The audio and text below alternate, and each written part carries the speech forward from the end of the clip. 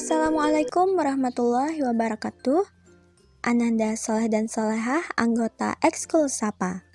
Pada pertemuan kedua kali ini, kita akan belajar materi IPA tentang bagian tubuh dan fungsi tumbuhan dan hewan. Yuk simak baik-baik penjelasan berikut ini. Pertama, kita akan membahas tentang bagian tubuh tumbuhan. Bagian tubuh tumbuhan terdiri dari akar, batang, daun, bunga, serta buah dan biji. Setiap bagian tubuh pada tumbuhan mempunyai fungsi tertentu. Yang pertama, daun merupakan tempat melangsungkan fotosintesis, tempat transpirasi, dan tempat pertukaran gas, serta terjadinya gutasi.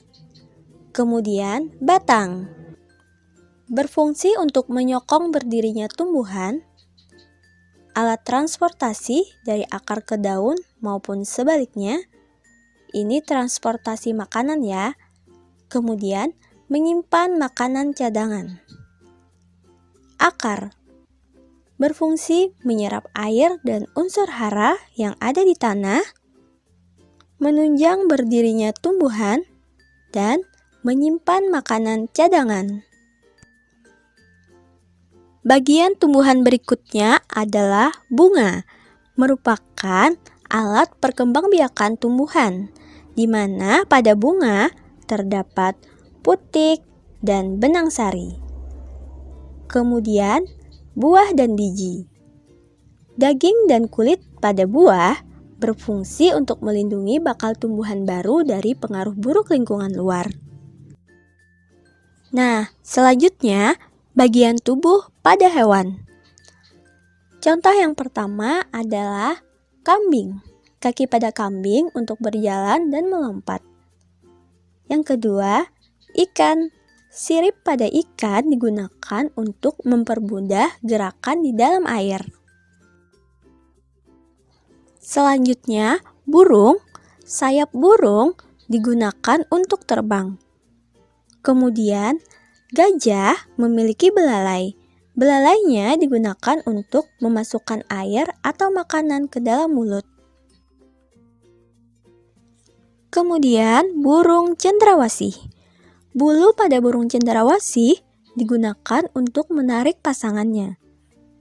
Kemudian ada landak. Landak ini memiliki duri. Durinya digunakan untuk melindungi diri dari musuh. Dan juga semut memiliki antena di kepalanya, digunakan untuk membau, menyentuh, merangsang getaran, dan alat komunikasi. Nah, sekarang kita akan membahas manfaat dari bagian-bagian tubuh tumbuhan itu bagi kehidupan manusia. Yang pertama, dapat digunakan sebagai bahan makanan. Contohnya batang sagu, daun bayam, buah mangga, dan biji kedelai. Kemudian, bahan penyedap makanan. Contohnya biji lada, buah pala, bunga cengkeh, batang serai, dan rimpang jahe. Kemudian, bahan pewarna alami. Di sini contohnya rimpang kunyit sebagai pewarna alami kuning, dan daun suji dan daun pandan merupakan pewarna alami hijau. Kemudian, sebagai bahan sandang atau pakaian, contohnya kain katun dan kain dari serat kapas. Selanjutnya, bahan bangunan. Contohnya kayu jati dan kayu meranti. Selanjutnya, bahan obat-obatan. Nah, contohnya di sini daun sirih sebagai obat gatal-gatal, serta daun jambu biji sebagai obat diare. Kemudian, juga dimanfaatkan sebagai bahan baku industri.